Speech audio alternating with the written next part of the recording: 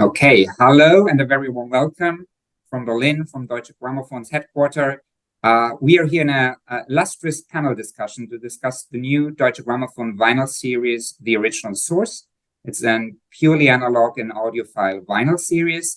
And I have here with me some very top experts on vinyl and classical musics. And we will discuss details and background information and behind the scenes about this new series. Just quickly from my side, my name is Johannes Gleim and I'm the Director Heritage of Deutsche Grammophon. So we are looking after the legacy and the great recordings of the past of Deutsche Grammophon. And to introduce this illustrious panel, it's my pleasure to welcome Rainer Maillard. Rainer Maillard was hired by Deutsche Grammophon Gesellschaft as a sound engineer in 1990 and subsequently worked for the most renowned artists of classical music. In that capacity, he won 4 Grammy Awards. He has been a producer and managing director of Emil Berliner Studios, based in Berlin since 2008, and has specialized in purely analog recordings, among other things. He is the mastermind behind the Original Source series and has mixed all titles. Welcome, Rainer. Hello, welcome. And we have also from Emil Berliner Studios here in Berlin, Sidney Claire Meyer. The sound engineer has been part of Emil Berliner Studios since 2017. In the field of vinyl mastering, she holds the scepter in her hand and ensures the golden cut. She learned the rare craft under Rainer Maillard in Berlin and Kevin Gray in Los Angeles. She also takes quality control personally and has been cutting all the original source titles. Very warm welcome, Sidney. Thomas Mowrey. The president of Thomas Mowrey Productions is a renowned executive producer, and director of classical music sound recordings and films. Formerly producer and US marketing director for Deutsche Grammophon and a producer for Decca, he produced some of DG's legendary recordings. He is also one of the original developers of surround sound recording and godfather of the quadraphonic sound. He's based in New York City. Very great to have you, Thomas. Thank you, Johannes. Michael Fremer is an American music journalist and YouTuber from New York City, an analog guru, highly acclaimed for writing about audiophile equipment and vinyl. He's the editor of trackingangle.com and editor-at-large at The Absolute Sound. Due to his influence within the audiophile community, he has been called the Dean of Audiophile Writing. He's based in New Jersey. Great to have you on this discussion, Michael. It's great to be in this discussion. So thank you. And last but very much not least, Mark Ward, very warm welcome. Mark is a Peabody Award-winning radio producer, filmmaker, and writer whose programs have aired on National Public Radio, the BBC World Service, and other international networks. He has collaborated with a wide range of artists, including Christopher Hogwood, Michael Tilson Thomas, and Sir Ian McKellen. He has written for the Financial Times and the Boston Globe and is a regular contributor to Michael Fremer's trackingangle.com, specializing in classical and film music. Great to have you, Mark. Oh, wonderful to be here. Such fabulous company. Wonderful. So to just quickly kick off this discussion, just very quickly from my side, from a label perspective, what drove us to conceive and do this Original Source series? So there are basically 3 reasons that came together quite well. This year, 2023, Deutsche Grammophon is celebrating its 125th birthday. Deutsche Grammophon, the oldest classical music label in the world. And of course, we in the Heritage Department, we look how we can shine a fresh new light on those legacy, those legendary recordings of the past. So that's one reason, celebrating DG 125. The next one is that we have seen our jazz colleagues within our house doing quite well with the Blue Note Tones Poet series. So that was, of course, a bit of is there something for classical? Are we doing enough with audiophile vinyl? Perhaps not. Let's look into that. And then the third and most important point was Rainer Maillard, who, as you now know, has a past with working in DG and who knows the tapes and the recordings so very well. And he has been constantly knocking on our doors and saying, you need to do something in purely analog because you as a label DG, you have a tape archive and tapes preserved like rarely a label, and you need to do something with it. So those three reasons basically came together. And here we are, first batch released so far, next batch is to come. So this is why DG was sort of doing this. And but now I would like to give the word to Rainer, who was sort of the mastermind and who pushed us to do this, and we're very glad for that. So Rainer, perhaps in your words, what was the starting point or the first idea about the series? As this first idea was, I started as a recording engineer and a remastering engineer. So half of the time in the 90s was doing new recordings and half of the time was doing remastering. So I don't know the archive very well since now almost 38 years, because my first job was even as a student in 85.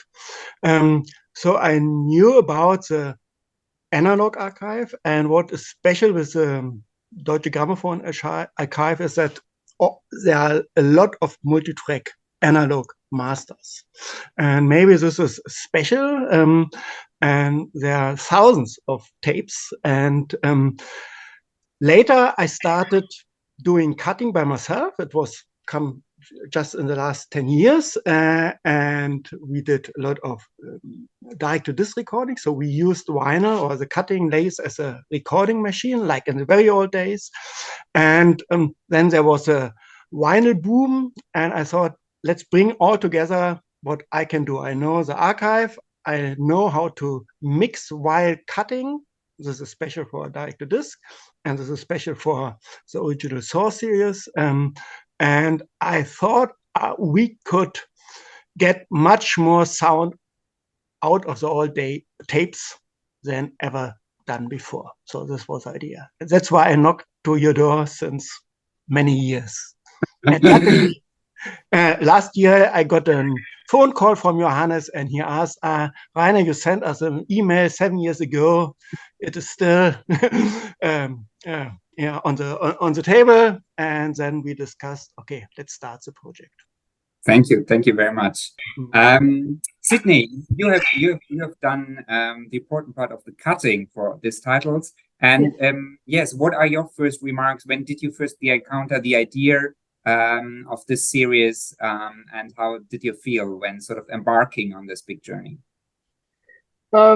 So I learned about these multi-track tapes, Deutsche Grammophon multi-track tapes, at the moment I started at EBS, because we were doing a lot of remastering work as well, and so I knew about the idea.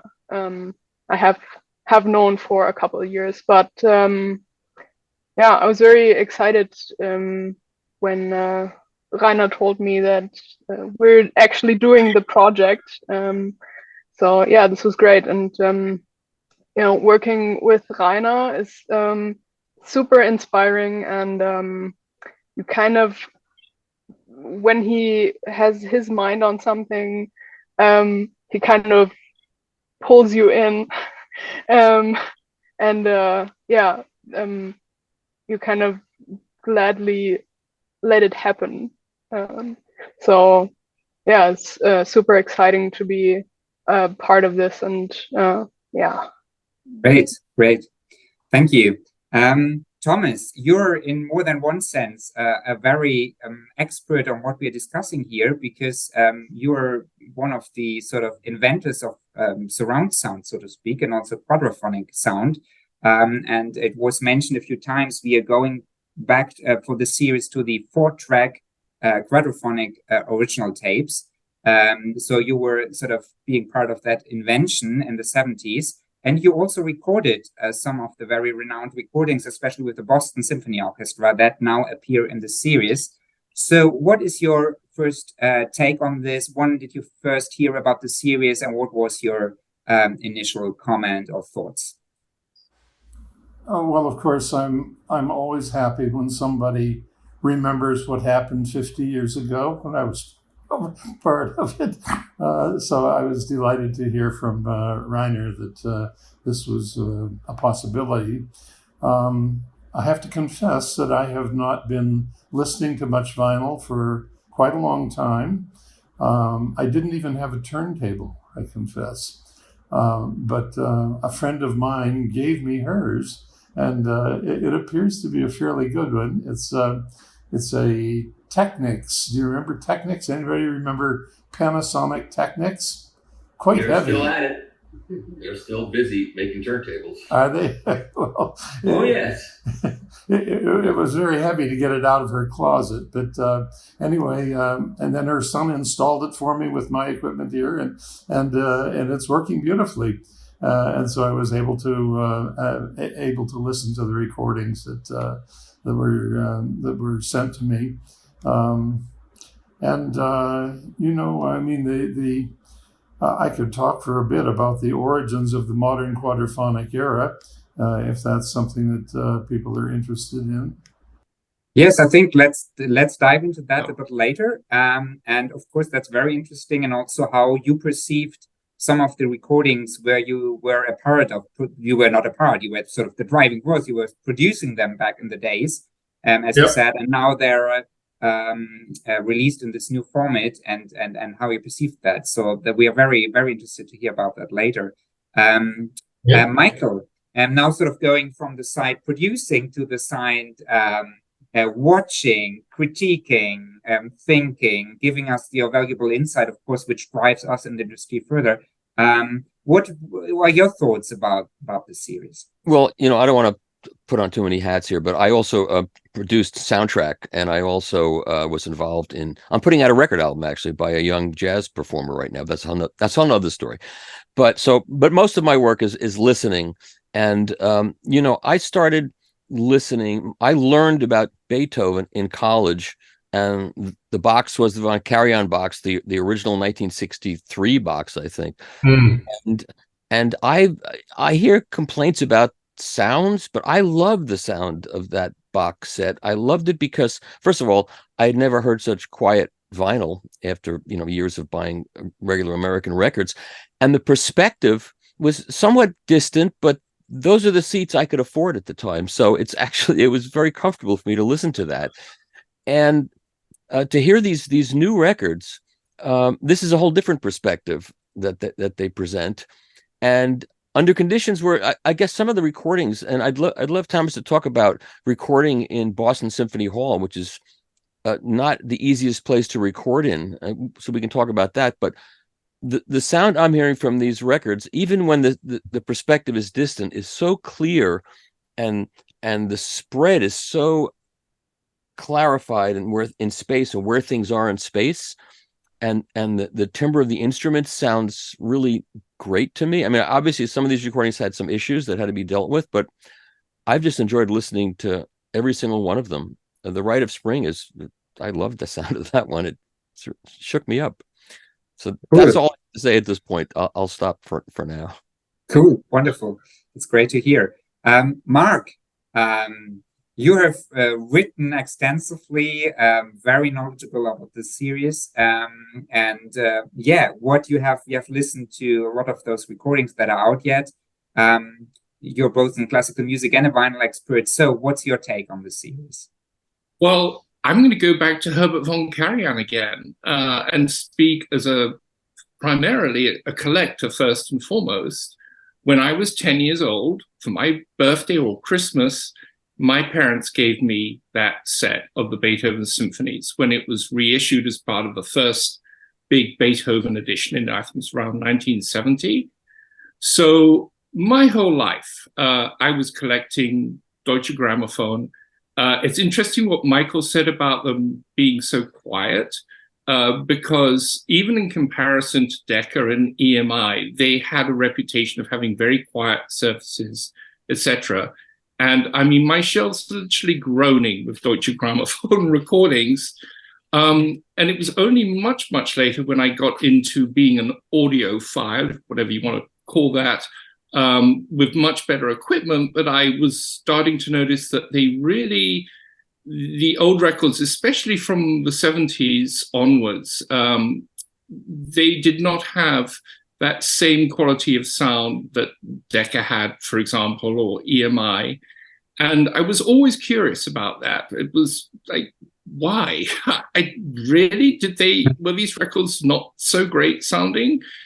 And then one of the things that got me really excited was a few years ago, Deutsche Grammophon started to release, I think in affiliation with your Japan side of things, these new SACDs, which were, as far as I could tell, not just remastered, but remixed by EBS, by Reiner.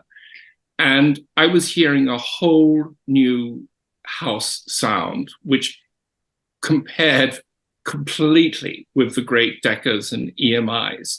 And so when I heard about this series, that it was being done on vinyl, directly from these 4-track master tapes, without a step in between, I mean, I cannot tell you how excited I was. And I think I'm speaking on behalf of all classical music lovers, audiophiles.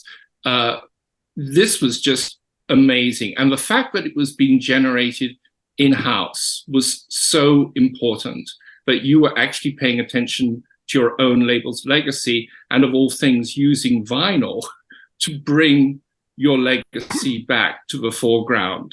As I said in my article, rewriting history. And I'd long been a fan of Meyer's work and Sidney's work, because I'd gotten so many of those, the Berlin Philharmonic director disc, the Marv Last with the Bamberg. So I was so excited, and I've not been disappointed. They sound incredible. Yeah. Thank you, Mark. That's a pleasure to hear such positive feedback, of course.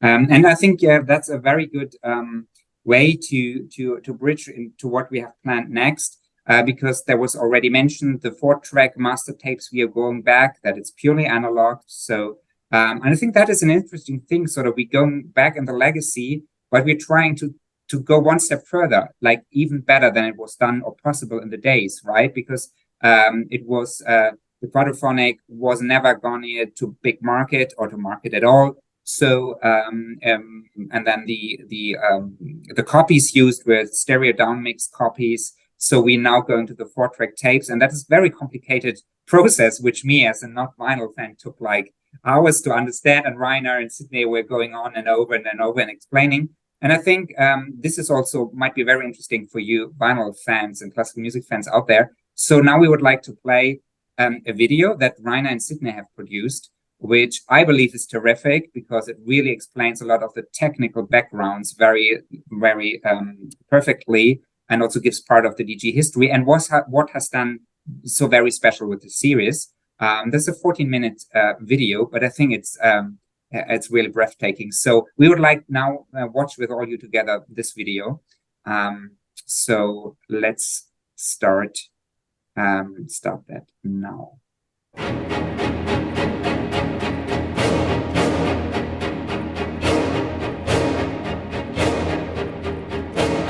Hi, this is Rainer Mayer and Sidney Claire Meyer from Emil Berliner Studios. We are going to talk about recordings, background information, and the new original Source series releases. I joined DG in the 80s as a recording engineer, and apart from doing new classical recordings, I spent a lot of time doing digital remasterings from the older analog recordings. In 2017, I joined Emil Berliner Studios as a vinyl cutting engineer, and I immediately got into the analog workflows. I even damaged an original master tape during my very first week at EBS, but don't tell anyone. When we first started to develop the project idea, it quickly became clear that we would be focusing on the 70s quadraphonic tapes. I knew that this part of the catalog would actually have a great potential for vinyl reissues in terms of quality. Let's jump in by looking at the different steps in the workflow of the 70s. In this picture, we can see a recording technician, and he is in the process of assembling the recording tapes to create an original master tape. On the left machine, you see the original recording takes. The beginning of each take can be identified by the white stickers. You can see the score, and the recording producer has marked the edits in there. According to the edit list, the technician is splicing the recording tapes and reassembling them on the right machine. This is an editing tape. And since it is a little bit translucent, you can see that there is a really nifty dovetail connection underneath, so we know that the technician cut it with scissors manually. And he also marked the tape number on the tape. By producing everything in an immersive format, DG was quite ahead of their time. They did not only record, they edited, mastered and archived in the quadraphonic 4-track format. DG wanted to release these outstanding recordings on regular vinyl LP and stereo, of course. For this purpose, the recording team mixed the 4-track tape down to the stereo version. On the original quadraphonic tape, the signal was separated into direct sound coming from the orchestra in the front and the response of sound of the hall coming from the rear. For the stereo version, they needed a mix of both, but now with a huge advantage of being able to change this balance later in the post-production under better listening conditions.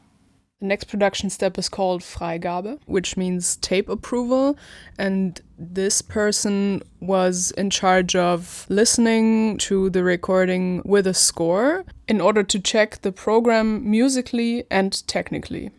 He also gave a recommendation for the disc level. Then the tape was sent to the cutting room. You can see the engineer during the process of lace cutting. The turnaround time for the test pressings was only about 2 weeks because Deutsche Grammophon did their own plating. Here again you see the quality check where the test pressing is compared with the stereo downmix. After approval, the product was released for manufacturing. Back in the day, Deutsche Grammophon was a part of the parent company called Polygram, which owned pressing plants all over the world. So the stereo mix had to be duplicated, and these tape copies were sent to pressing plants around the world for local manufacturing. If you find the number 320 in the lead out, you will have a German pressing from Hanover. You always hear about how the German Deutsche Grammophon releases sound better than the international ones. One of the reasons might be that there is one less step involved in the post-production, namely a tape generation. For our new original source series, we skip most of the post-production steps to the absolutely minimum. We do the mixing from the 4-track tape in real time while we are cutting. This means that we don't need to use a tape copy. Since multiple post-production steps are condensed into one simultaneous process, there is only one team involved to make sonic decisions. To achieve the absolute highest audiophile quality, we must go to the limits of what is mechanically possible on the disc. It is not our concern that this can be reproduced at any other place in the world. Coming back to the tapes we are using nowadays. As the name of this series suggests, we go back to the original sources. This means we are using the 4-track originals assembled together of the tapes which has been recorded on the recording sessions. Before we talk about how we used these quadraphonic masters for cutting today, let's quickly look back at the workflow of the 70s again. On the Quadro master, we can find a hint which reads Achtung, attention, 4-track original, and below that, 2-track downmix under 2530268A. It refers to the 1/4-inch 2-track downmix tape with the same number. An interesting detail is a stamp on the bottom left corner.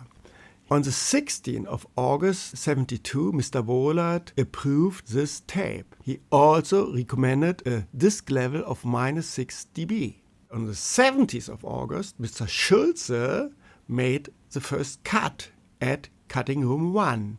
And he followed the recommendation and cut with a disc level of -6 dB. On the back of the box, we can see some more details. There's a note from Mr. Schulze that refers to disc parameters. About 2 weeks later, after the test pressing had been approved, they started making tape copies for the international distribution. These 1/4-inch tape copies or downmix tapes are not being used for the original source series. Let us show you how we mixed, mastered, and cut directly from the 4-track master tapes. Here you see our cutting and mixing room at Emil Berliner Studios. We need a machine with 2 4-track heads.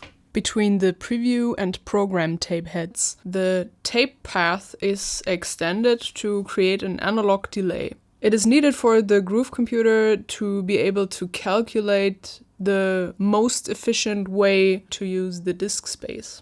This is our own developed passive mixing desk. It has only one knob to set the ratio between the front and the rear channels mixed down to the stereo version. From the passive mixer, we run the signal through our mastering unit, SP79, and it came with our VMS80 cutting lathe from Neumann. It's very rare. If needed, we could also add some analog signal processing to the chain. Thanks to the amazing quality of the tapes and the recordings, we were able to keep it very pure and not a lot of processing was needed. From the mastering unit, the signal goes to the orthophone custom-made cutting amplifiers. This is the Rolls-Royce of cutting amplifiers. Most of the cutting equipment we are using today was taken over from DG. After the studio had moved from Hanover to Berlin, we found boxes with thousands of documents about DG research and developments in the field of disc cutting and pressing. We came across documents describing the advantages of using diamond styli instead of sapphire and found some old specimens as well. So we got in touch with a manufacturer who custom made a diamond stylus for us. We tested it and discovered real advantages in sound because the facets of the stone can be polished in a more precise way. The self-erasure that happens in the moment of cutting is reduced because the burnishing facets are smaller. The result is a better high-frequency response.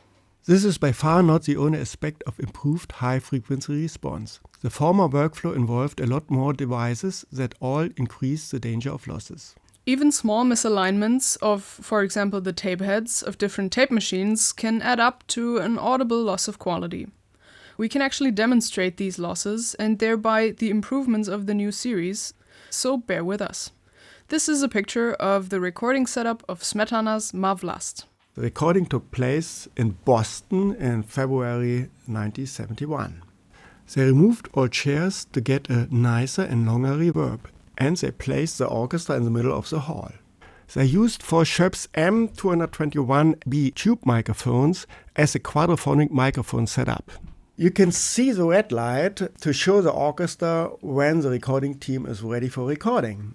And you can see a speaker where the recording producer could communicate with the orchestra and the conductor. On the very left, you can also see a television camera, and it was used for visual contact between the concert hall and the control room where the recording team was sitting. As the TV camera was an analog device at this time, running with 25 pictures and 625 lines per second, it made a tiny noise, almost inaudible for our ears. When playing a very quiet passage where there's no music, we can still see the television line frequency in the spectrum, in the old version as well as the new one. The interesting thing is that the ratio of this noise to the noise floor is different.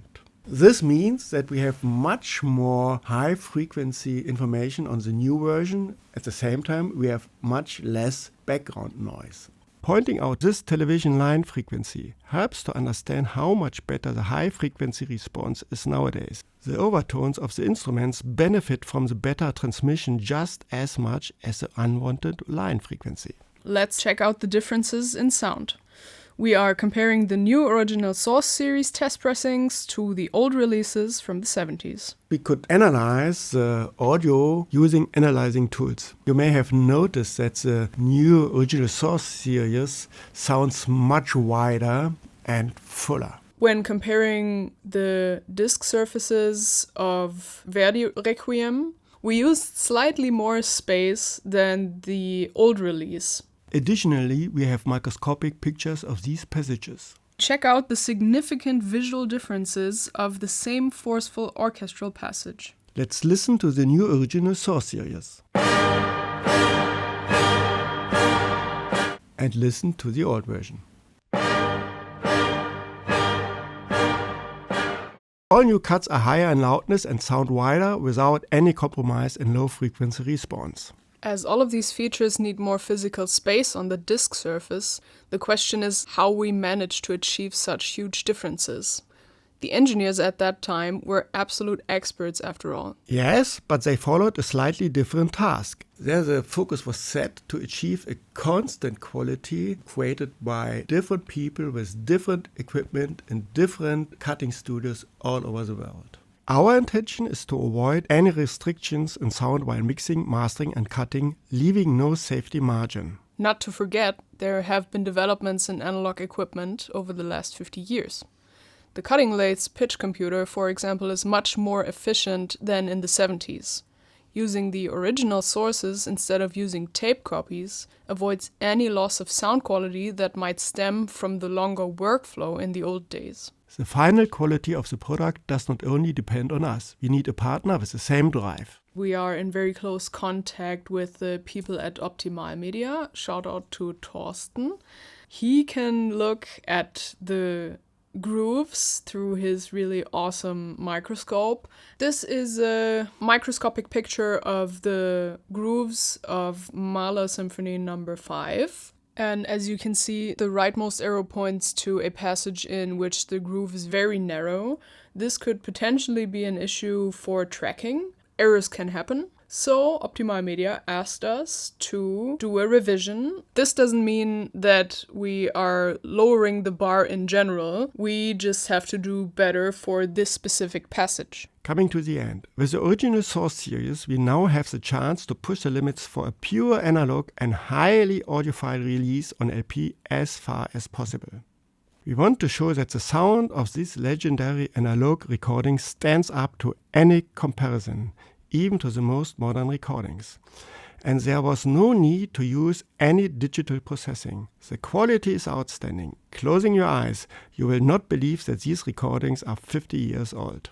We hope you enjoy these new releases, and we would love to hear from you about your listening experience.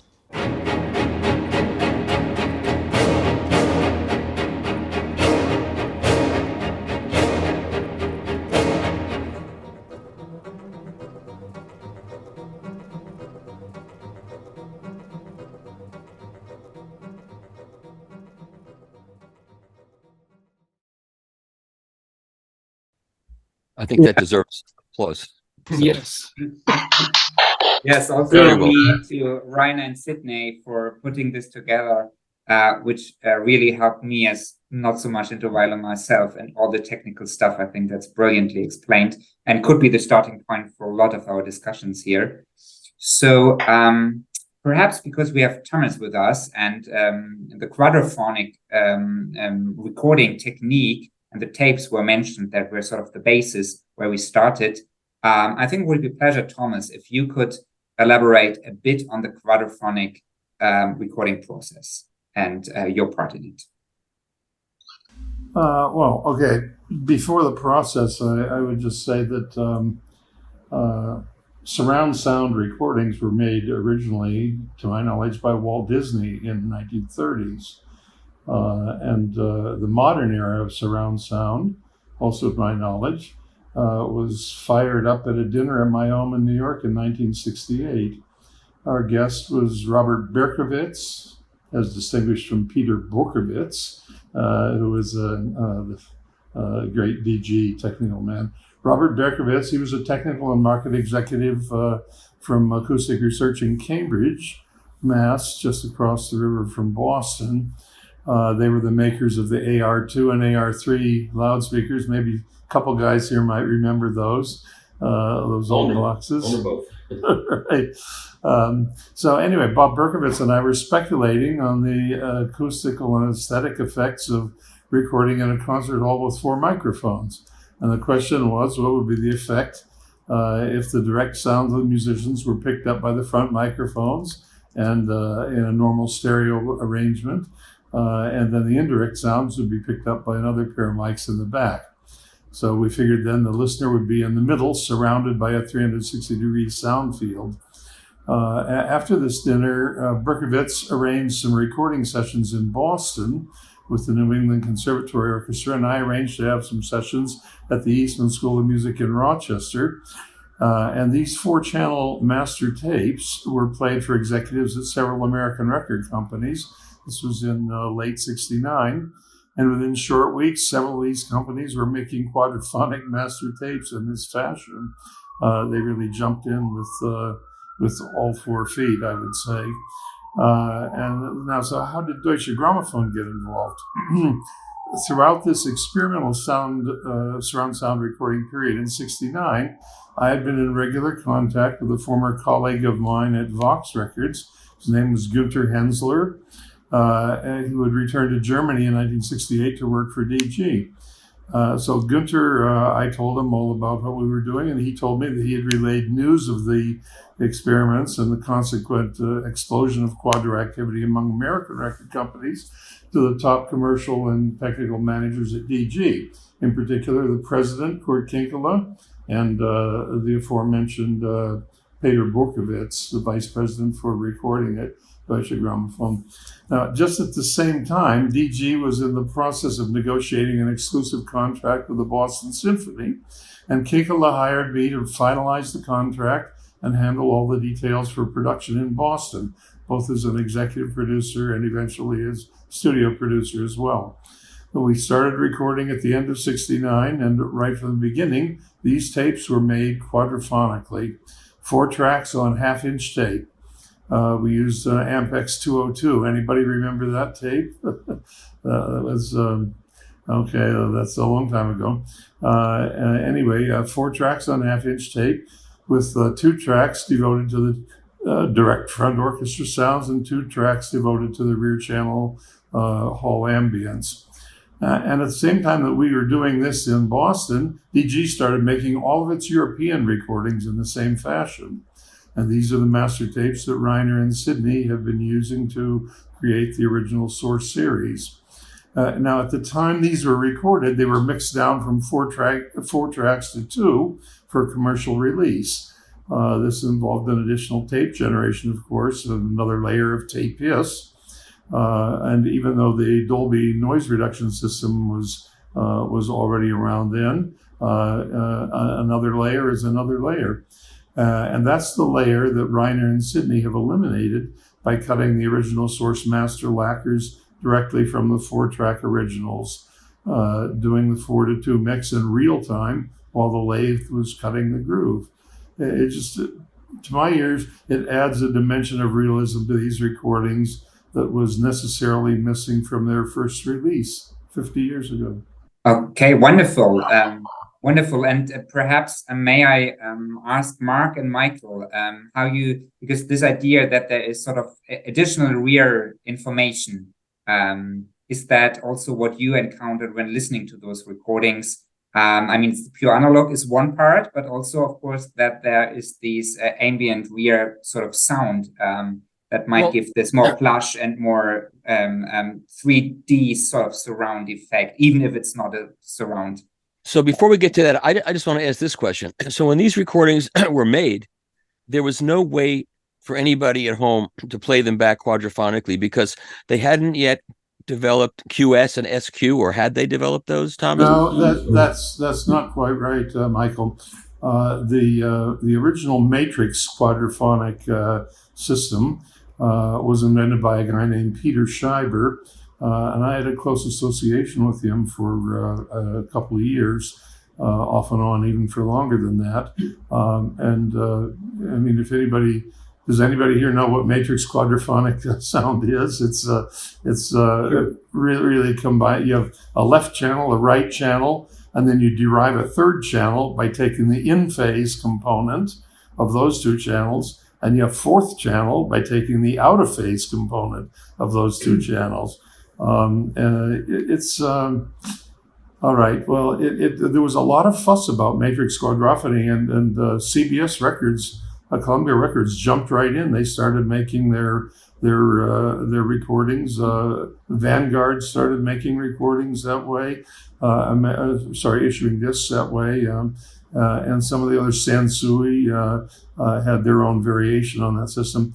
The problem was, and actually, I'll tell you, in November of '69, Scheiber and I went over to Barn in Holland for a big meeting of all of the Deutsche Grammophon and Philips top executives, both business, marketing, technical. I think there were 50 people there.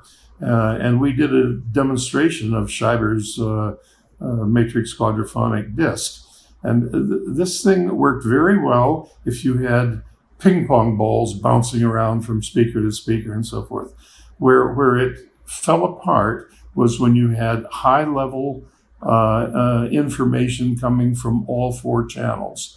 When you did that, there was a closing in of the sound field, because the way the 4th channel had been created was by robbing all of the phase differentials that actually occur naturally in a big stereo 2-channel stereo recording. So that demonstration was I would say unsuccessful.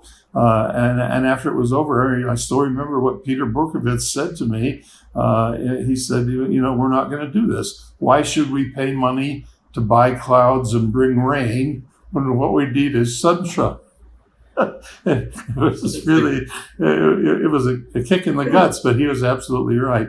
Now, the epigram to that was that Ray Dolby, whom I had known from his noise reduction days 5 years earlier, I consulted with him about Scheiber's system, and he initially anyway was sort of helpful by referring us to lawyers and so forth. But Ray Dolby actually took this circuit that Scheiber had invented and used it in equipment to make movie soundtracks, taking the 2 optical tracks of 35 millimeter film and using those for surround sound. And the first time I heard that was Star Wars in '78, I guess. And you hear, I don't know, the great flying machines are swarming around you. And Ray Dolby then, he just ran with that thing, and eventually, of course, he added all sorts of features to it, and eventually even moved away from the matrix aspect of it. But it was really he had a great career, as you know.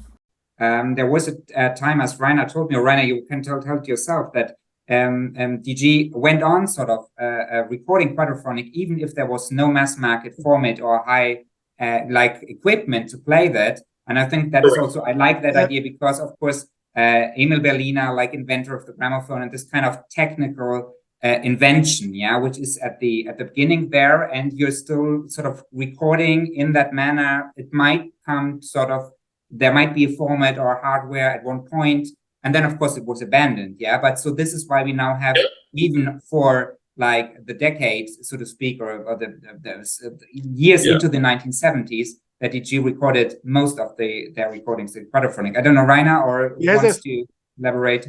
You will find on some boxes a white sticker, also in the left bottom corner. So DG tried to cut quadraphonic on LP, but not the system Thomas mentioned. Yeah, CD4. They used CD4.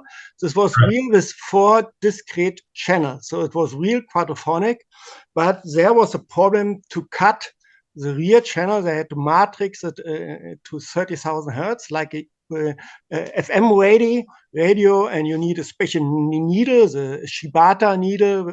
And I think you find a lot of stickers that they cut in February '74 test pressings for Quadro, but they haven't released it. I think one problem was that they needed also a different formula for the vinyl, that you can play it more than 5 times, and it was so expensive to create this formula that Mr. Steinhausen stopped the project this time. So this was '74, but DG went on. All the engineers have been excited about quadraphonic sounds. They have been excited about the possibility to mix the ratio between direct sound and indirect sound later, because sometimes you have been in bad control rooms on location. So it was a good possibility to make the mix better. So they went on with quadraphonic, and they didn't stop recording it in this format. Sorry, and if I may, this is sort of the irony of history, that even sort of that was important in the invention of surround sound later, in different formats, but for vinyl, it never sort of could be listened a quadraphonic surround sound. But now, 50 years later, sort of we have an advantage not doing it quadraphonic. I mean, you could do quadraphonic on other formats, but for vinyl, we have special tapes, special information, additional information that gives us better sound. So this is a kind of a like about the story, that it comes to light in a different way, or so to speak. So my question is, when you mix these, what was your how did you decide to do it in terms of the ratio of what was in the back channels and the front channels? Did you have a certain way that you wanted to do that for every one of these records, or did it differ by the recording? Sometimes you will find on the box a hint how the ratio is. So you will have with the LP, you have there's a mark how to mix.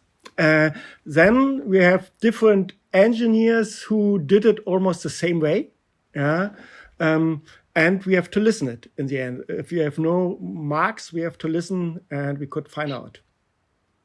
Look, the way the traditional quadraphonic 4-channel tapes were made was with the two direct sound channels in the front, 2 reverberant channels in the rear, and the engineer would vary the amount of reverberation that was added to the 2-track mix during mixing. That was not a static process. You didn't just turn on the machine and let it run at the rear channels at -6 or -4, whatever. That was very carefully managed by the balance engineer. What would change that would cause the level to be changed in the process? Different textures in the music. My memory of it, and I mixed a lot of these myself.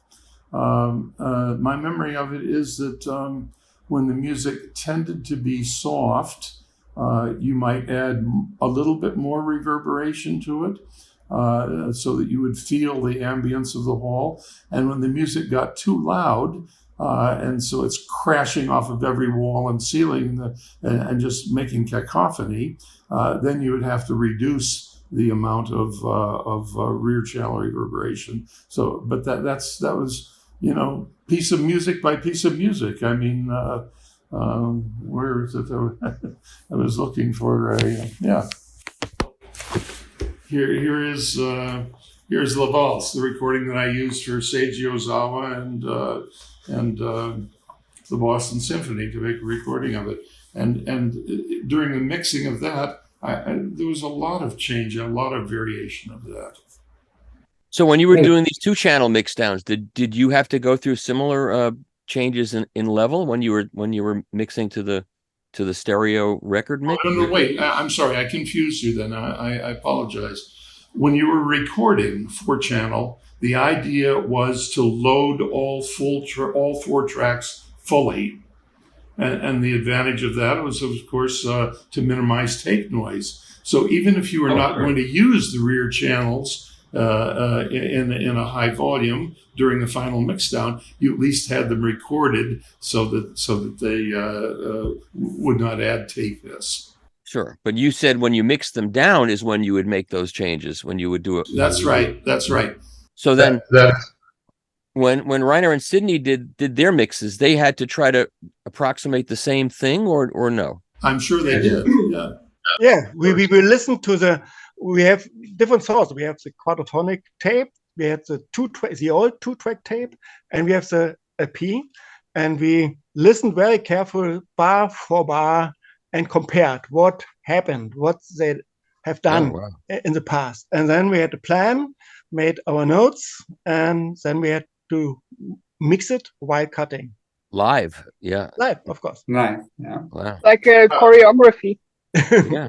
Okay, and perhaps we can get into that. So in the process a bit more. I mean, Mark and Michael, how does it sound? I mean, how are the results? How do you think that has played out? Mark, why don't you go first, because you're really the expert. I mean, Mark's what he wrote about these records was, way beyond my knowledge of this. And I think Steve Jobs once said he wants to be in a room with people, all of whom are smarter than him. And so I'm happy to have Mark writing for my website, because in this field, he's way smarter than I am. So why don't you get in on this? Oh, I don't think so, but that's very kind of you. So it was absolutely fascinating.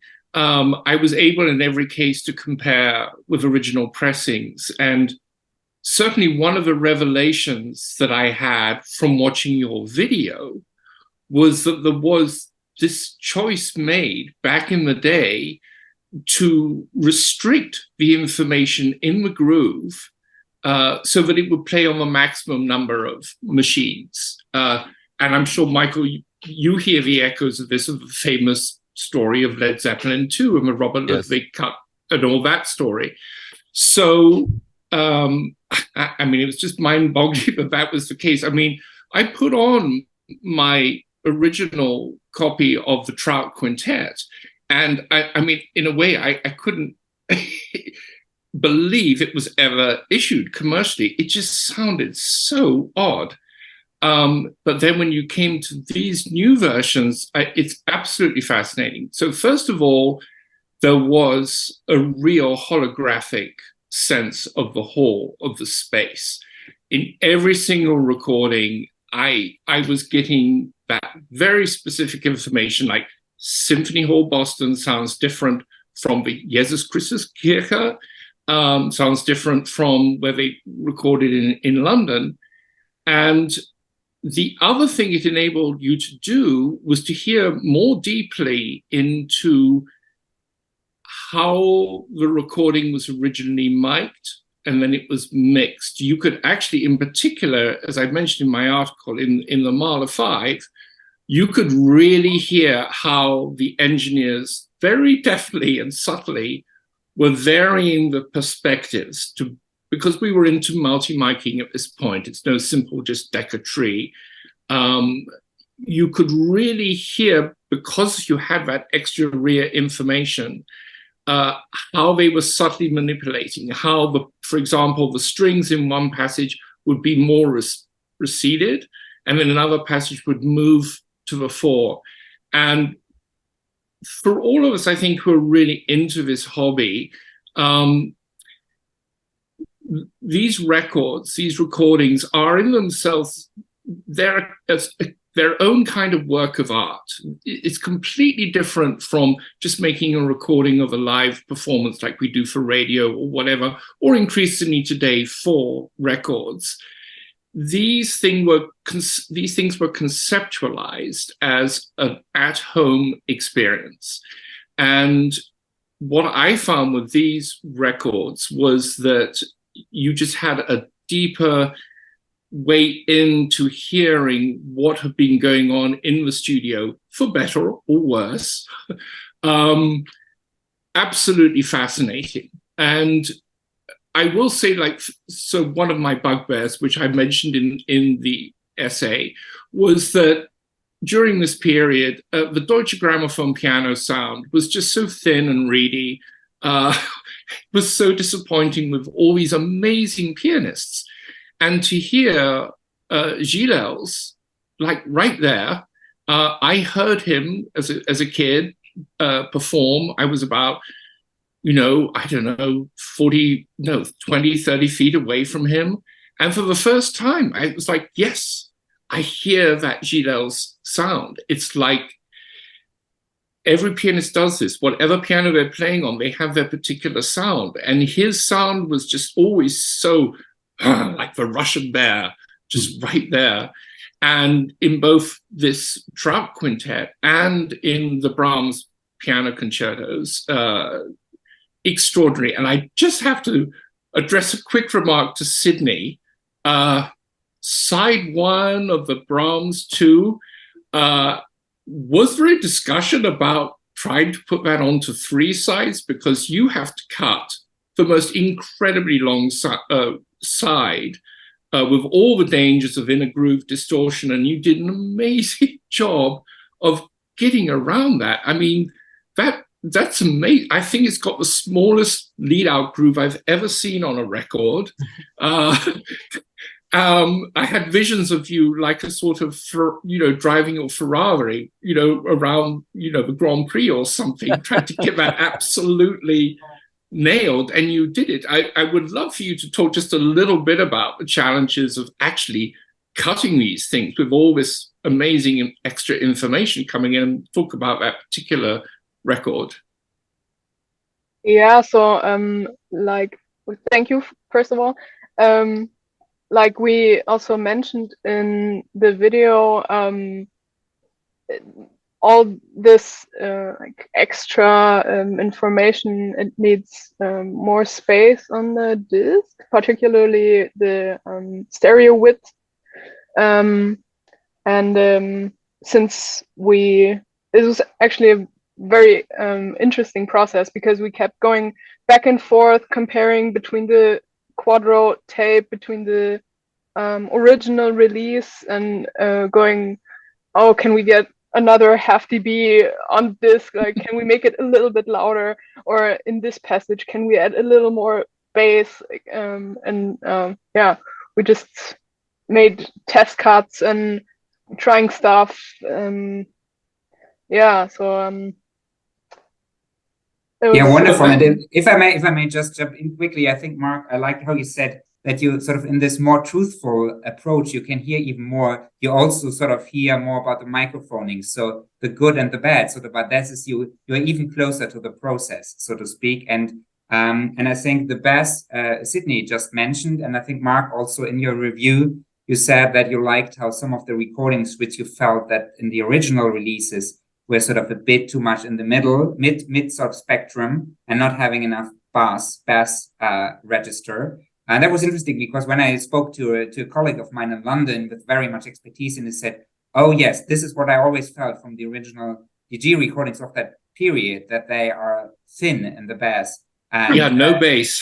no bass.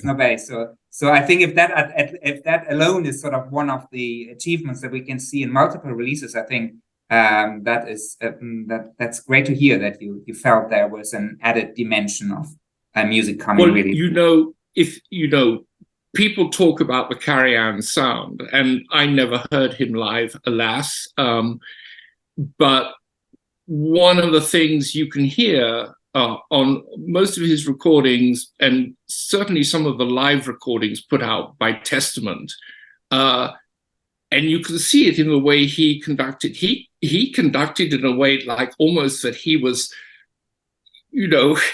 pushing a huge boulder. He was just trying to pull out this wall of sound. And in the strings, when that really hits, it really hits.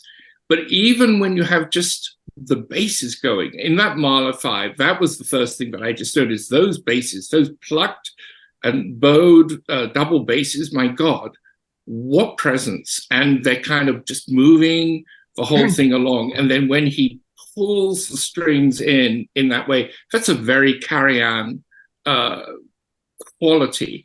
And it was just wonderful to be able to actually hear that fully. Yeah.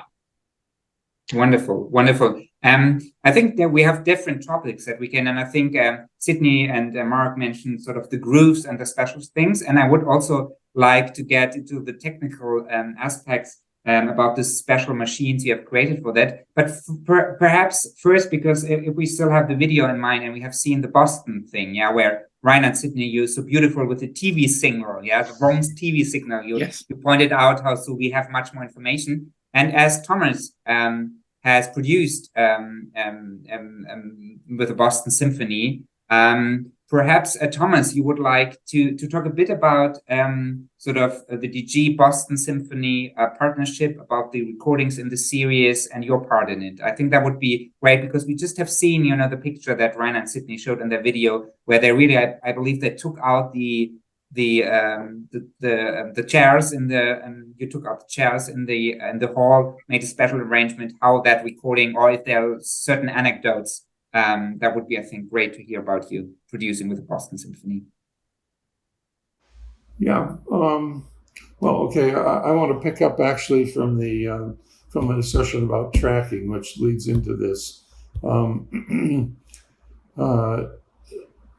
Deutsche Grammophon quadraphonic recordings, almost all of them, most of them, I would say all, maybe excepting 50 of them, which I made, were made in this direct sound in 2 tracks, reverberant sound in the other 2 tracks. That's the way they were made, and that lends itself perfectly to what Sidney and Reiner are able to do now. But I moved in 1972 towards multi-tracking, 8-track and 16-track. And I did that, well, there was a reason for that. Recording in America was very expensive in those days, particularly because of the power of the American Federation of Musicians. In Europe, Karajan and his colleagues could use as many recording sessions as they wanted to make an LP. But in America, the rule was 2 3-hour recording sessions. And of each of those sessions, of 3-hour sessions, 20 minutes was break time. So you had time was at a real premium, and the 2 sessions could cost $25,000 or more. $25,000 was serious money in 1972, whatever. So you got to sell a lot of Mozart to get your money back, is the idea. So the idea came to me that if we could record multi-track, that is more than 4 tracks, 8 or even 16, we could save time that would be spent on getting balances and musical perfection from the orchestra, and then we could adjust those things in post-production. So in 1972, I persuaded Kurt Kenkele, the president of DG, and Peter Berkowitz to invest in 8 and 16-track machines and larger mixing consoles. And the first recording using 16 tracks on 2-inch tape, like that, was the opera Carmen with the Metropolitan Opera and Leonard Bernstein. It's 150 minutes long. We recorded it in 10 recording sessions, at least 50% less time than we would have needed to mix that live in the sessions. So I mixed it simultaneously afterward, both to stereo and immersive quad. And when I say immersive quad, the quad recording has direct sound sources from 360 degrees. Things are going on all around you. And I simultaneously mixed it to the 2-track master. In other words, the 4-track quadraphonic master that came out of these 16 tracks was then used. The rear tracks were folded into the front tracks on a 1-to-1 ratio, and that was the stereo that was released at the time. DG released it, the surround version of that a few years ago on Blu-ray, so it still exists. And then we went on, and practically all of the recordings that I made with the symphony and the pops in those days were then made 8-track, and a few of them were 16-track. One notable exception to that is in your repertoire for the new series, and that's the Berlioz Symphonie Fantastique with Seiji Ozawa and the Boston Symphony, recorded in 1973. That was an original 4-track recording in which the rear tracks contained direct sounds of brass and percussion that had been placed behind Ozawa. So he was surrounded by 360 degrees of orchestral music, and then the rear was mixed into the front at a 1-to-1 ratio, and that was the stereo version. And I think you're going to release that sometime, aren't you? Yes, absolutely. Yeah, I'm looking forward. I'm looking forward to seeing whether Reiner and Sidney maintain that balance. We will all be excited to listen whether that will be achieved. And I think I would like to perhaps discuss a bit some of the special things we have seen in the video about the special equipment Reiner and Sidney you are using, because I think there is a tape machine, as you explained, that is a very special tape machine. And you have this computer where Sidney in the video told us that sort of that is an advance, right, to the computers used back in the days. And then we have this, which I find fascinating, that you have gone back to old DG, like archival material that the engineers writing at the time saying diamond might be better than sapphire. So of these topics, perhaps you could jump into a bit and explain sort of what is sort of the special equipment you used, and sort of why do we get an enhancement in sound quality, in sonic ambience, in less distortion, less noise from that? I don't know, Rainer, Sydney, who wants to perhaps elaborate a bit on that? Yeah, first, we needed a special microphone. We needed not a microphone, a mixing desk, to mix down the front and the rear channel. This is normally what we do if we do a down mix. But if we cutting live, we need it 2 times. We need it for the signal, which goes to the cutting head, but we also need the preview signal, so that the machine knows if there's something loud coming or soft coming. So to feed the pitch. So we need 2 mixing desks at the same time with the same ratio. That's why and there was no mixing desk like this on the market because there was not the task for it up to now. So we have only 1 knob, but we are mixing 8 channels together. The channels for the cutting head, front and rear, left and right, and the same for the preview signal. It's a little bit complicated, but that's why the idea, I knocked to your door since years. I thought, yeah, we could do it, but I couldn't demonstrate it because you need this special mixing desk to realize. And we need a tape machine. Of course, there are a lot of 4-track tape machines. It was recorded on a 4-track tape machine, but we need a tape machine not for recording. We need a tape machine for playback only, with 2 playback heads, one for the preview signal and one for the modulation signal. So both devices we have had to build. Otherwise, this project could not be happen. Thank you, Rainer.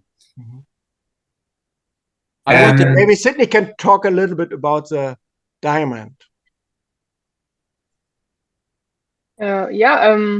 We had this diamond cutting stylus made a couple years ago, so it wasn't specifically made for this project, but we've been using it for a couple of years now, and I've been super happy with the quality of the cuts, because when I first tested it, I was able to see less harmonic distortion in the cuts, and it also cuts quieter, so the noise floor is even lower than with the sapphire.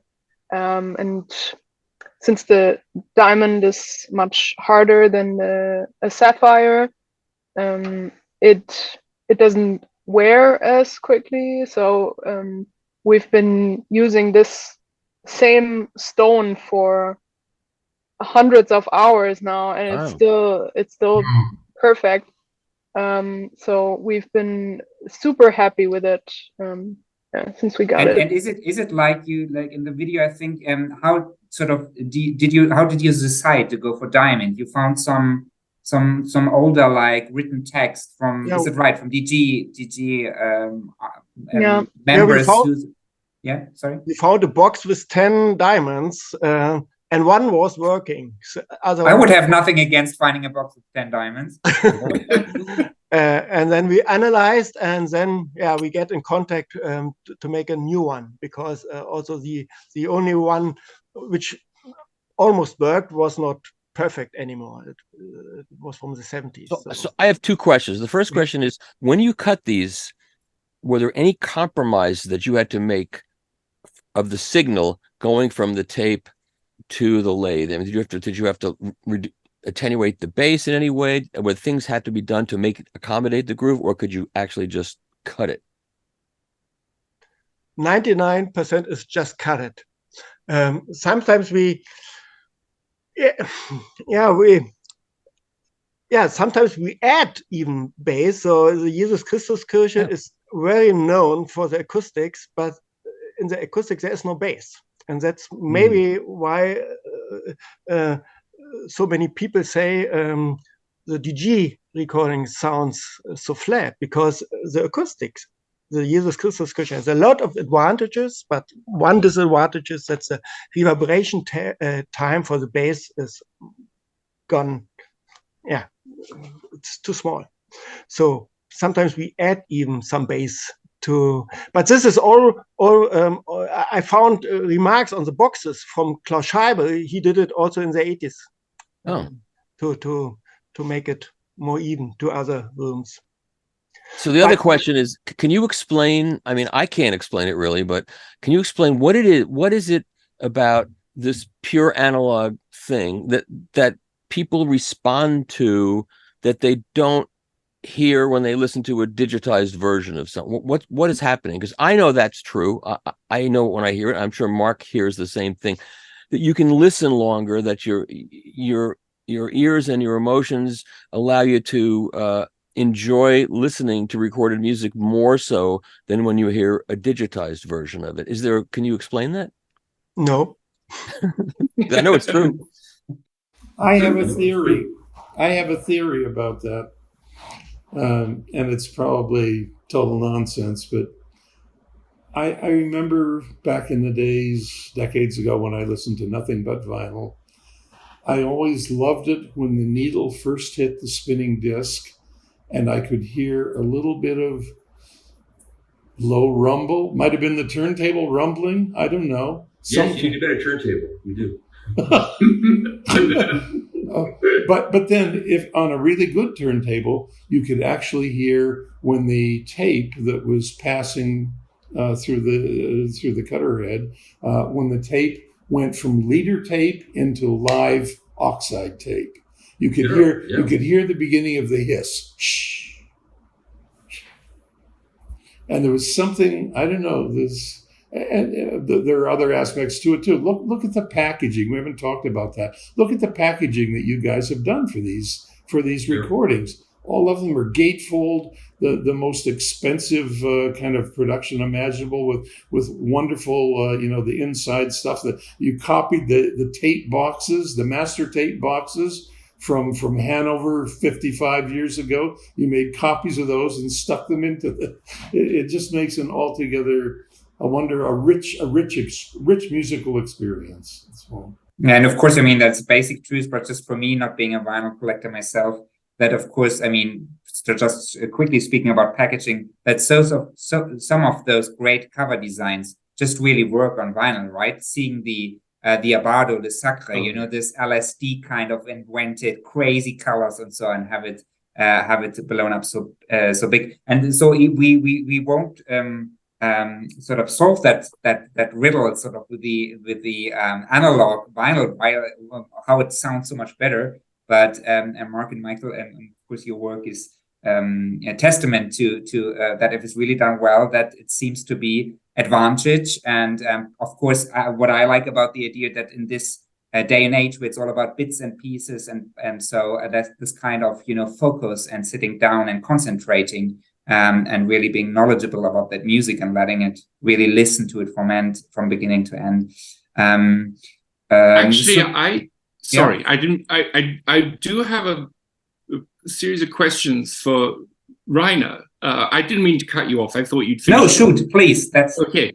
So, Rainer, I kind of wanted you to talk a little bit about your journey over the last 10, 15 years of this process that you've gone through to, as it were, rediscover the true Deutsche Grammophon sound. And you've done this in two areas. One is you've done it on these limited vinyl editions, quite a few of which I have. And then you did it with the SACD series. But sort of starting with the vinyl, it's very interesting. I believe some of these you cut half speed. Is that correct? Some of them. I would love you to get into that a little bit because this is something that rages around the vinyl audiophile community these days about half-speed mastering versus non-half-speed, et cetera, with wildly varying results. Interestingly, back in the day, Sony CBS did half-speed mastering special vinyl editions of some of their recordings like the Boulez, Firebird, Sacre du Printemps, and these records actually sound wonderful.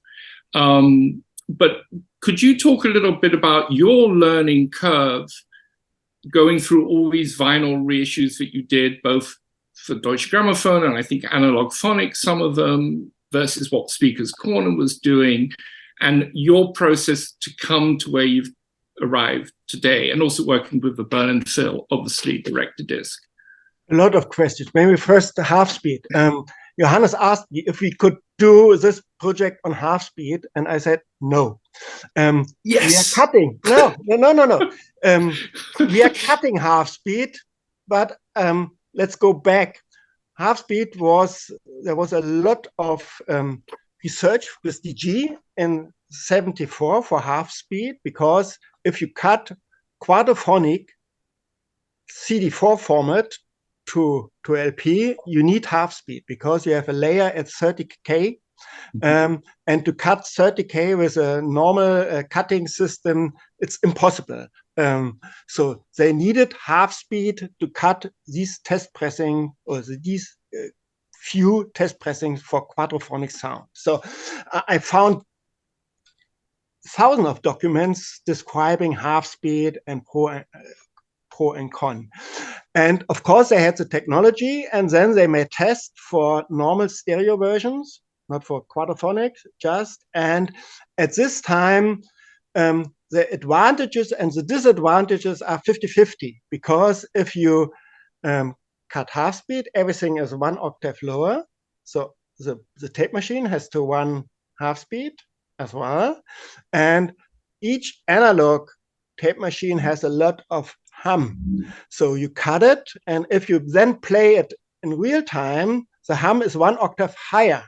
So they found out that you have a better high frequency response with half speed, but not, the hum and rumble, all the analog, very deep frequency are coming up 1 octave. And this was not so good. Yeah. So when we discovered half speed maybe 5-6 years ago, we did it digitally. And if you make it digitally, there is no hum, and there is no hum from 50 hertz or something. So we do cutting half speed, but only from digital sources, not from analog sources. And another problem is, if you are cutting from analog source, and this is a Dolby tape, it's impossible, because Dolby is a campana, and there's no way to, you have to ask Mr. Dolby to make you a different machine, but nobody knows how to make this analog device for half speed. It's impossible. So I think every half speed recording which you have now is from digital source. If you have an analog source, up to my knowledge, there is no way to have any benefit for half speed. And then you started doing these SACDs, which again, and it was very interesting comparing these records to those SACDs, because I thought those SACDs were like, oh my God, how can you make this even better? But finally, we were hearing what was on the tape and hearing just how excellent the Deutsche Grammophon recordings were. Absolutely comparable to the acknowledged, Decca, early EMIs, etc., 70s EMIs, many of which were quadraphonic, incidentally. But for those SACDs, you did a certain amount of remixing, didn't you, where you could, or was it? It's the same. Even in the 90s, we did good remasterings for DG as an original series.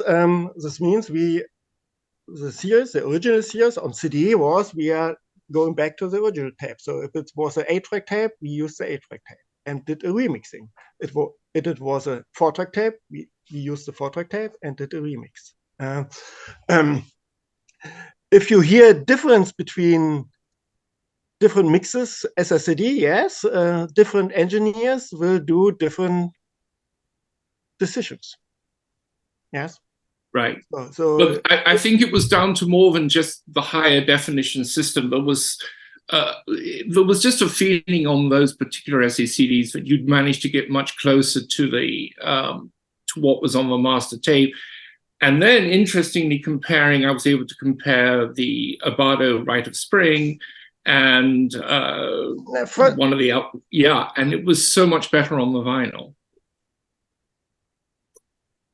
I think what you have to keep in mind, a recording engineer or a recording producer 50 years ago, like Thomas, they know in the end you will listen on a vinyl to this record. Okay, they know, okay, we have now a tape, this sounds better, but they know in the end it will play it on a vinyl.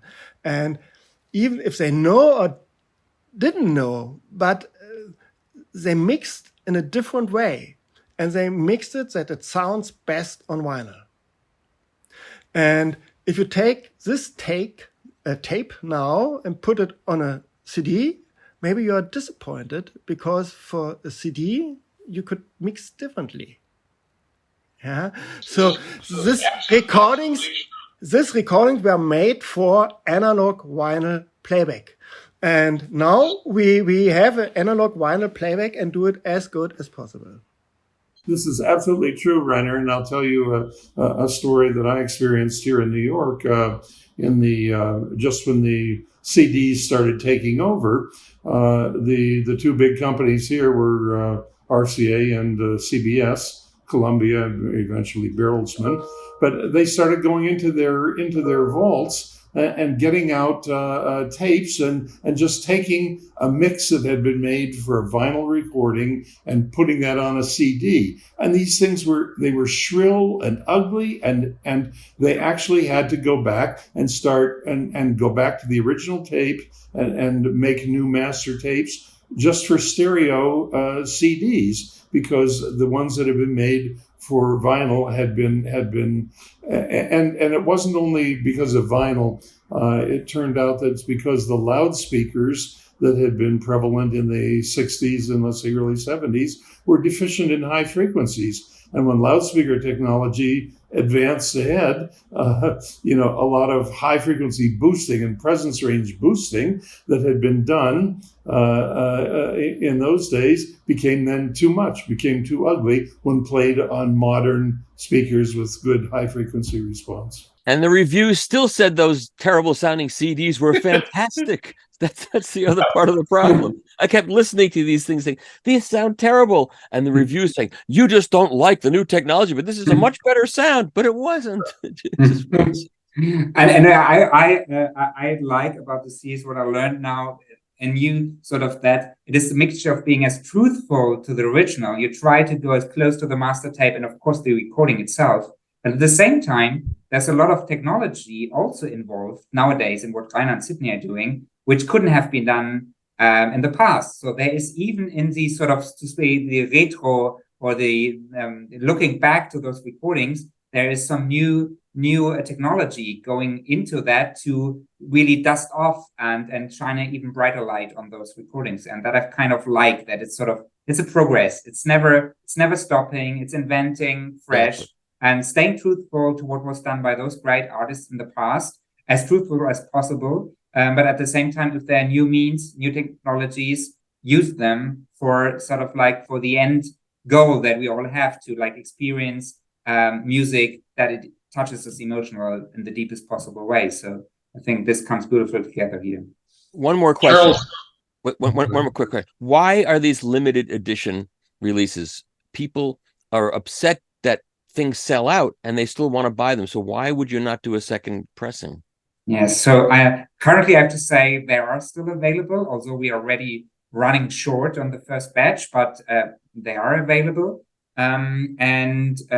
This is about production reasons, because usually with a limited edition, sometimes, of course, it's a marketing thing. I'm now speaking about limited editions in general from a label perspective. Sometimes it's also that people like a limited edition. Yeah, for some things it adds rarity, adds to the appeal that they know they can only buy it a certain period and then they're the only one to have it. Let's not talk about secondary marketing exploitation. That is whether you go to vinyl or wine, that is some crazy shit happening there. but also production-wise for us as a label. Of course, there's a high investment we're putting here into the series, and with all the inflation and logistic problems we have seen in the last 2 years, also paper and paperwork has quite become expensive, so to speak. So for us to a limited run, as simple say, in the factory, there's one run where the person needs to do everything fine with the printing machine, and then it's done. But to hold that, in the market, to say, okay, now it's just a shorter quantity, repressing 300 LPs, that's very expensive. A single LP would go quite up high in price. And of course, we're taking sort of your feedback quite serious. And Mark, I love your article for also suggesting which titles you would see, and let's keep it in the market and not limited. And of course, we are looking. It's also for us, the feedback has so positive from both critics and collectors. And of course, that gives us the power also internally here, yet to say, okay, we need to continue this series. We need to bring more, and perhaps at one point also to hold them longer in the market. So we're really looking for that. But for the moment being, it's still limited. So yeah, I hope everyone who wants one gets one. And, I hope so too. Well, I just wanted to ask Thomas a little bit. Those recordings in Boston, they're wonderful, even as they exist now. Are they going to be diving into some of those extraordinary recordings by Steinberg and Ozawa? You're asking the wrong guy. You should be asking Johannes. Well, yeah, so of course we have seen. There's a Bardo, the Debussy nocturnes, which is fabulous. Then we have the Ozawa, where Thomas mentioned that he will be looking out to the work that Rainer and Sydney are doing, with the brass section being behind. We have the Kubelik Mavlast. Let's not get into this now, but there's some quite interesting stories about the Mavlast going in the audiophile community.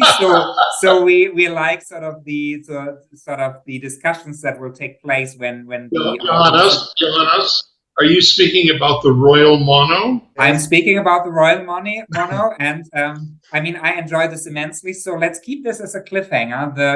If we perhaps do a second version of this discussion, everyone check out. There's the Royal Mono around, and I think Rainer and Sydney did some wonderful detective, detective some work on the Kubelik Mavlast, and let's discuss how that sounds later. And then of course, some of the really highlights, I would say, of also the G catalog, of course, and Rainer has told me about the impressive things that's going on with the tapes, is the Steinberg set that will come in January, actually. Which is okay, this is going to have the planet?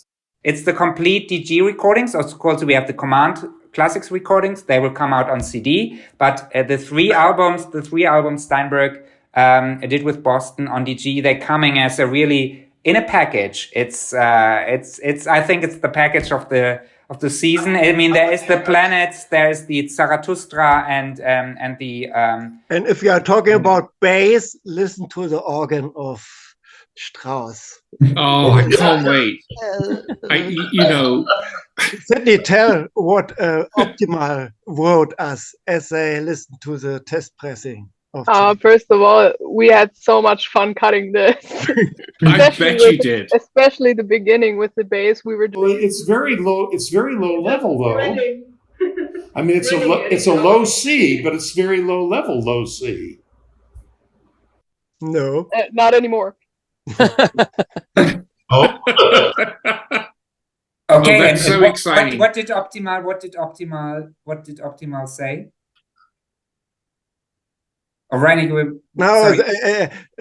Thorsten, he mentioned that he never saw a groove like this before. It's been really hot in Central Europe the last couple of weeks, and so Thorsten from Optimal, he told me that it's nice to listen to this on a very hot day because it gives you goosebumps, it gives you chills. That's good. Well, I'm glad to hear, Johannes, that you're doing the Steinberg, because the Steinberg Planets, to my mind, is the best orchestral recording that was ever made in Symphony Hall, and one of the best that was ever made anywhere. And I was the executive producer, but I was not the studio producer. I had nothing to do with making it sound the way it sounds. That's Rainer Brock and Günter Hermanns, both of whom are dead now. I don't want to put the cart before the horse. Are we expecting some Richard Strauss from Karajan, maybe? Yes, I think we can also drop that bomb. We will have the Janowitz and the album with 4 last songs. That is a record. Yeah, I mean, that recording. For anyone who doesn't know, I'm sure some people watching this were not into classical music, or they're just getting into it. One of the things that makes that recording so spectacular is Janowitz's voice. And I think one of the reasons he liked to work with her so much, he liked singers whose voices almost sounded like an instrument. And the way her voice sounds on that thing, the way it floats, is just unbelievable. Yeah. It's just unbelievable. And that album is coming together with the Steinberg in that batch in January. Just a small anecdote, I visited Janowitz like a year ago in Vienna. And she told me, of course, I asked her about, because it's not only because David Bowie said this recording is his recording for the island. It is one of the old-time. It's unbelievable. And Janowitz, she told me about how well sort of rehearsed, of course, they were in the days. And of course, I don't want to, say anything about current recordings, but of course, the quality of some of that stuff, they didn't need to do much cutting with some recordings. And she told me that with those 4 last songs, they only did 2 versions of each song, 2 versions. And Rainer then told me about where he looking at the tapes and where there were tapes with no cuts, I think 3 of the leader have no cuts and just 1 of the leader has some tape gluing together. And so yes, I think we have Boston Symphony coming up. The Verdi Requiem with Karajan. There are other great Verdi Requiems, not to mention, but I think what Rainer has done with the sound and Sydney, this is amazing. With wonderful albums coming. And then in January, we have the Steinberg set, and we have this Janowitz 4 last songs and the Karajan conducting. And I think Thomas has an LP player, and I think I will need to get one myself to listen to that Janowitz recording. Absolutely. Call Michael will have some advice for you. Yes. I'll make you spend a lot of money. Wonderful. I think if there are not the wish for some last words here, I think it has a great pleasure talking with all of you. Immensely insightful. And thank you so much for being on this discussion. We're looking forward to what the next albums bring and how you find them. Please, your feedback is so much highly appreciated. And perhaps if you're funny, we do this a second time. And thank you all for doing this, for taking the time and the trouble and the money and everything else. And I think it's a fantastic project. And I think that the readers and the buyers of records are really enjoying them and appreciating everything that you're doing. It's not in vain, that's for sure. Thank you so much, Michael, for saying that. So thanks, everybody. Wonderful experience. Thank you.